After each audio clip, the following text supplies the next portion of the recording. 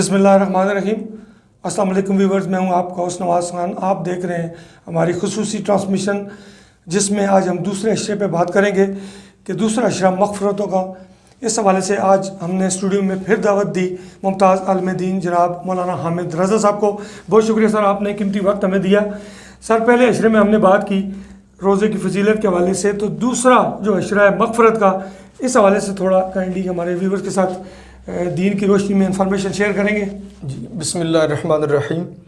नवाज़ खान साहब जी, आपका बहुत शुक्रिया कि आपने मुझे फिर यहाँ मुसलमान बहनों भाइयों को माह रमज़ान शरीफ की मुबारक सातों में अल्लाह जल्ल जलालहू का पैगाम सुनाने का मौका अता फ़रमाया। अल्लाह ताला आपको खैर व बरकत नसीब फ़रमाए और हमारे सामईन को भी माह रमज़ान शरीफ की रहमतें बरकतें नसीब फ़रमाए। जनाब, अर्ज़ इस तरह है कि माह रमज़ान शरीफ के मुताल्लिक़ हुज़ूर सरवर आलम सल्लल्लाहु अलैहि वसल्लम का फरमान यूँ है 3 अशरों के बारे में कि अव्वलुहु रहमतुन व औसतुहु मग़फ़िरतुन व आखिरुहु इत्कुम मिनन नार। पहला अशरा रहमत है, दूसरा मग़फ़िरत है और तीसरा अज़ाब जहन्नम से निजात है। तो ये 3 अशरों को तकसीम कर दिया गया। अब मैं यहाँ ये अर्ज़ कर दूँ कि पहले को रहमत क्यों करार दिया, पहला मग़फ़िरत हो जाता। तो बात यह है कि रहमत होगी तो बात मग़फ़िरत तक जाएगी। मग़फ़िरत है माफ़ी, कोई मेहरबान होगा तो माफ़ी देगा। कि हम गुनाहगार थे, सियाकार थे, इसियाशार थे, पहले 10 दिन रोज़े रखे तो रब की रहमत हमारी तरफ मुतवज्जो हुई। अल्हम्दुलिल्लाह। जब रहमत उसकी मुतवज्जो हुई तो उस रहमत का नतीजा यह निकला कि मग़फ़िरत हुई। मग़फ़िरत है माफ़ी। तो जब माफ़ी मिल गई तो इत्कुम मिनन नार, जहन्नम से आज़ादी मिल गई जी। तो ये दूसरा अशरा जो है ये मग़फ़िरत वाला है, ये माफ़ी वाला है। ये अब इन 3 अशरों के वज़ाइफ भी बता दिए गए। पहले अशरे में इरशाद फरमाया कि या हय्यु या क़य्यूम बिरहमतिका अस्तगीस, ये वजीफ़ा कसरत से पढ़ा जाए। या हय्यु या क़य्यूम बिरहमतिका अस्तगीस पहले अशरे का वजीफ़ा। और दूसरे अशरे का वजीफ़ा रब्बिग़फिर वरहम व अंत खैरुर राहिमीन, ये दुआ कसरत से पढ़ी जाए जी।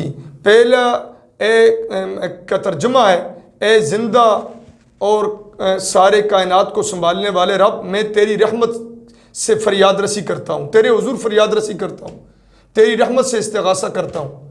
और दूसरे का माना है, जो दूसरी दुआ है दूसरे अशरे की, रब्बिग़फिर वरहम, ए मेरे रब तू मेरी मग़फ़िरत फरमा और मुझ पे रहम फरमा, व अंत खैरुर राहिमीन, और बेशक तू बेहतर रहम फरमाने वाला है जी, तू बेहतर मेहरबानी फरमाने वाला है। तीसरे अशरे की दुआ जो हदीस में सिखाई गई है कि कसरत से ये दुआ मांगी जाए, वो है अल्लाहुम्मा अजिरनी मिनन नार, ए अल्लाह मुझे आग के अज़ाब से बचा। इज्तिमाई अगर इकट्ठे मांगे तो फिर यूँ अल्फाज होंगे अल्लाहुम्मा अजिरना मिनन नार, ए अल्लाह हमें आग के अज़ाब से बचा।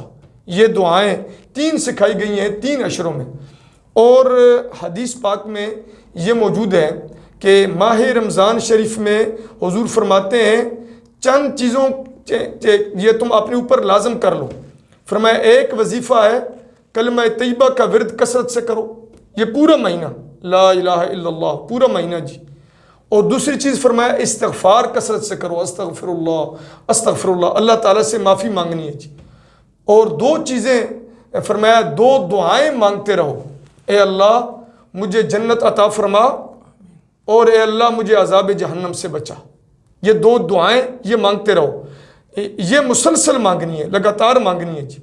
और अगर ये तो 2 चीज़ें हदीस में हैं कि तुम कलमा शरीफ और दुरूद शरीफ की कसरत करो, और अगर इसके साथ हम मुसलमान यूँ मिला लें, ये मैं बात अपने एक उसकी एक्सपीरियंस की बुनियाद पे कह रहा हूँ, एक कुरान की तिलावत और दूसरा दुरूद पाक की कसरत, ये साथ मिला लीजिए। चूँकि रमज़ान और कुरान लाजिम मलजूम है, चोली दामन का साथ है कि रमज़ान में कुरान आया और कुरान में रमज़ान का नाम आया। पूरे कुरान में 12 महीनों में से किसी का नाम नहीं सिवाय रमज़ान के। और रमज़ान आया कब है? शहर रमज़ान अल्लज़ी उनज़िल फ़ीहिल कुरान, रमज़ान को अल्लाह ने कुरान को अल्लाह ने रमज़ान के आखिरी अशरे में, आखिरी अशरे की ताक रातों में से शब कदर में नाज़िल फरमाया। اور وہ زیادہ اس گمان ہے کہ وہ 27ویں رمضان کی رات ہے جی۔ تو دوسرے عشرے میں بھی عبادات جاری رکھی جائیں، توبہ اور استغفار، قرآن کی تلاوت، نماز تراویح، نماز با جماعت گھروں میں خواتین بھی کریں، اور آگے دوسرے عشرے کے بعد تیسرا عشرہ شروع ہوگا تو پھر اعتکاف شروع ہو جاتا ہے جی۔ ٹھیک سر، بات ہو رہی ہے دوسرے عشرے کی، آپ نے فرمایا کہ مغفرتوں کا عشرہ، تو ہماری ینگ جنریشن جو زیادہ وقت اس ماہ مبارک میں نیکیاں سمیٹنے کے موبائل سوشل میڈیا پہ فضول وقت ضائع کر رہے ہوتے ہیں، تو اس پہلے عشرے میں انہوں نے سستی برتی، تو کیا میسیج دینا چاہیں گے ان ینگ نوجوانوں کو کہ اس مغفرت کے مہینے میں جو دوسرا عشرہ شروع ہو چکا ہے ماہ رمضان کا، کیا میسیج نوجوان جی؟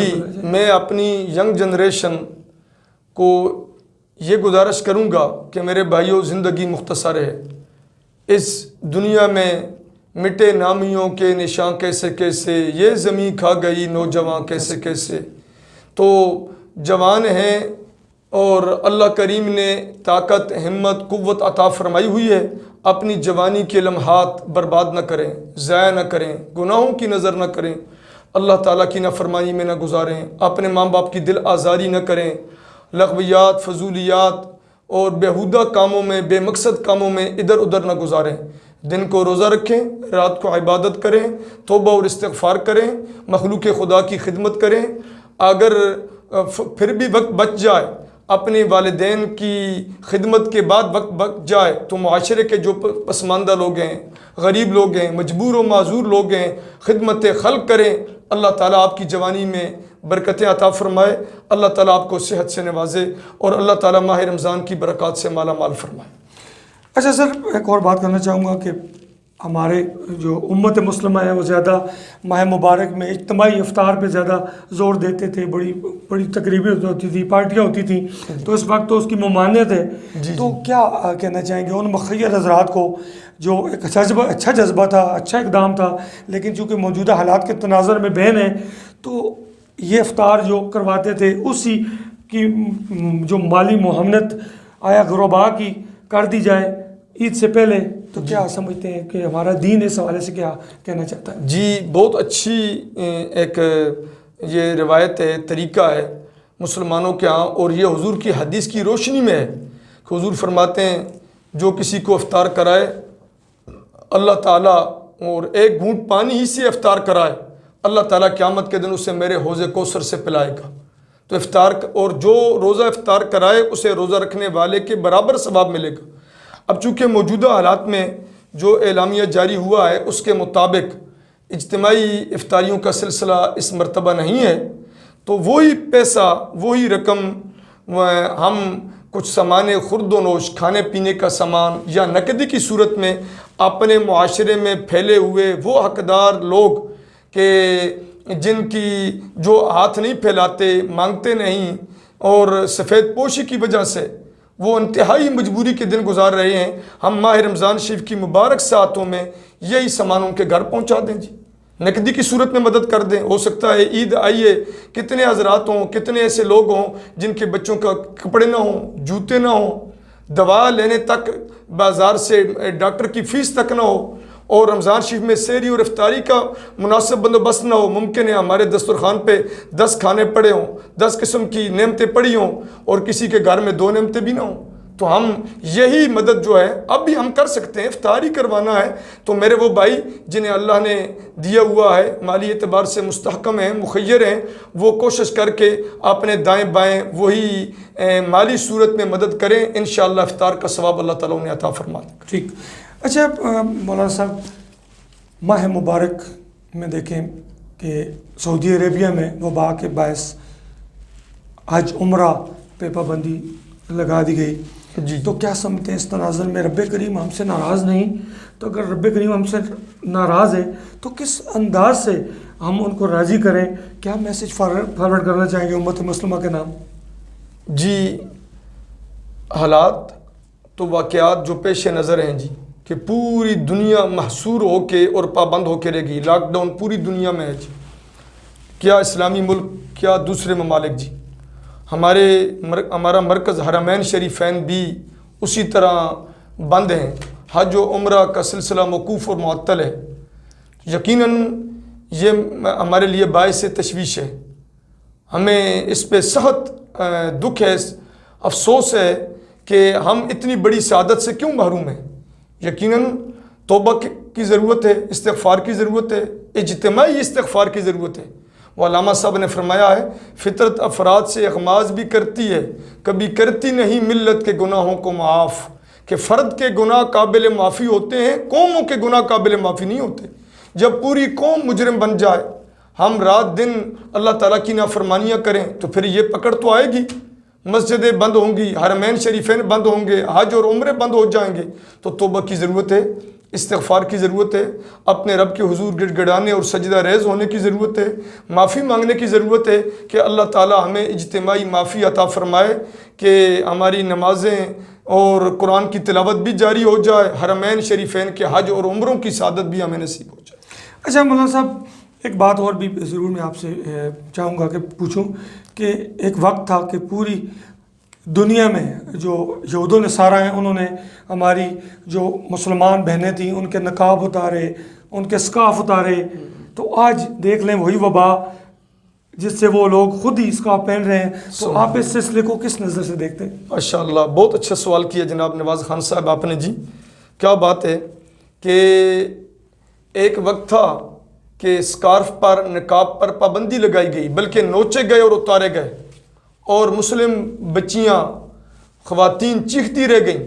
حالانکہ اس دنیا میں کہتے ہیں کہ آزادی ہے, ہر ایک کو آزادی ہے. تو اگر جو لوگ نقاب نہیں پہنتے, جو خواتین نقاب نہیں پہنتی, شرعی پردہ نہیں کرتی, وہ آدھا لباس پہنیں, اپنے جسم کی نمائش کریں, ہم نے انہیں کبھی کچھ نہیں کہا. ان کی مرضی ہے, آزادی ہے, آزادی رائے ہے, وہ جو چاہیں کریں. اگر ان کی آزادی ہے, انہیں آزادی ہے, ان کا حق ہے, تو جو خواتین مسلمان نقاب پہننا چاہتی ہیں, شرعی پردہ کرنا چاہتی ہیں, ان کی آزادی کیوں سلب کی گئی؟ کیا یہ دورہ معیار کیوں ہے جی کہ یہود و نصارہ کے لیے اور ہے, مسلمانوں کے لیے اور ہے؟ تم آدھا لباس پہنو یا پورا اتار دو, ہم تمہیں کچھ نہیں کہہ سکتے. اس کے باوجود کہ ہمیں اعتراض ہے, مگر ہم زبان نہیں کھولتے اور کھول بھی نہیں سکتے. تو ہم اگر پورا لباس پہنے تو تمہیں کیوں اعتراض ہے؟ تو پھر اگر تم نے اعتراض کیا مسلمان بچیوں کے, انہوں نے اگر نقاب اتارے, نوچے, پردے انہیں نہیں کرنے دیا, تو ایسا وقت آیا, ایک وقت تھا کہ کہا گیا کہ جسم کو ڈانپو کہ ڈینگی وائرس آ گیا ہے. اس وقت جسم کو ڈانپا گیا, اور اب ایک ایسا وقت آیا, کرونا وائرس پوری دنیا میں آیا کہ امریکہ کے صدر نے ماسک پہن لیے, پوری دنیا نے ماسک پہن لیے, اور ٹرمپ امریکن صدر کہہ رہے ہیں کہ سکارف بہترین ماسک ہے. میرے نزدیک سکارف بہترین ماسک ہے. انہوں نے اپنے اجلاس میں تلاوت کروائی, انہوں نے اپنے اجلاس میں جی تلاوت کروائی, قرآن کی تلاوت کرائی گئی. ہمارا رب جو ہے اپنا ہونے کا پتہ دے رہا ہے. سبحان اللہ, رب بتا رہا ہے کہ میں زندہ ہوں, میں موجود ہوں. کشمیر میں لاک ڈاؤن 7-8 ماہ سے جاری ہے. پوری دنیا میں کسی کے کان تک جوں تک نہیں رنگی کہ وہاں کیا ظلم و ستم کی داستان رقم کی گئی. مظالم کے پہاڑ توڑے گئے, بچوں پر, ضعیفوں پر, خواتین پر, ان کے گھر کو قبرستان بنا دیا گیا. اور کوئی پوری دنیا میں کیا مشرق, مغرب, شمال, جنوب, یہ انسانی حقوق کی بات کرنے والوں کو یہ نظر نہیں آ رہا تھا؟ فلسطین میں قتل عام ہوا نظر نہیں آیا؟ افغانستان میں ہوا نظر نہیں آیا؟ عراق میں 10 لاکھ انسان کو قتل کیا, وہ یہود و ہنود کو نظر نہیں آیا؟ برما اور روہنگیا میں قتل عام ہوا, وہ نظر نہیں آیا؟ بوسنیا, چچنیا میں نظر نہیں آیا؟ اللہ کریم نے بتایا کہ میں زندہ ہوں. اگر تم مخلوق پہ ظلم کرو گے اور مظلوموں کی داد رسی کرنے والا کوئی نہ ہو, تم ایک کشمیر کو لاک ڈاؤن میں مبتلا کرو گے, ہم پوری دنیا کو پابند کر دیں گے جی, پوری دنیا کو گھر کے اندر قید کر دیں گے جی. تو چاہیے کہ عالمی طاقتوں کو, دنیا کو اس پہ غور کریں. یہ دن کرونا وائرس تو گزر جائے گا انشاءاللہ تعالی. ہمارا یقین ہے ہمارا رب پاکستان کو بچائے گا, اور پاکستان کافی حد تک محفوظ ہے. یہ ہمارا ایمان ہے, ہمارا یقین ہے, ہمارے رب کریم کا ہم پہ کرم ہے جی. تو باقی دنیا کو بھی چاہیے کہ ظلم و ستم کی داستانیں رقم کرنا چھوڑیں, مظلوم لوگوں کی مدد کریں. کشمیریوں کی آزادی کے لیے اور بحالی کے لیے دنیا کی طاقتیں توجہ دیں، فلسطین والوں کی آزادیوں کے لیے توجہ دیں، افغانستان کے معاملات بہتر کریں، اور جہاں بھی دنیا میں بغیر کسی تمیز کے، مذہب کے، رنگ و نسل کے اور زبان کے پوری دنیا کی انسانیت کے ساتھ یکساں سلوک کرے۔ اللہ تعالیٰ انہیں بھی کرونا وائرس سے نجات عطا فرمائے۔ آمین۔ جی ویورز، یہ تھے ممتاز عالم دین حضرت مولانا حامد رضا، جو دوسرا اشرا کے حوالے سے ہمارے ساتھ انتہائی پیاری انفارمیشن شیئر کر رہے تھے۔ تو میری آخر میں اتنی ہی گزارش اور رب کریم سے دلی دعا ہے کہ آئیں ہم سب مل کر اپنے رب کریم کے ہاں سر بسجود ہو کر دل سے دعائیں مانگیں، تاکہ ہمارا رب ہم سے راضی ہو۔ اسی میں ہم سب کی کامیابی ہے۔ انہی الفاظ کے ساتھ مجھے اور میرے مہمان گرامی کو دیجیے اجازت۔ خدا حافظ۔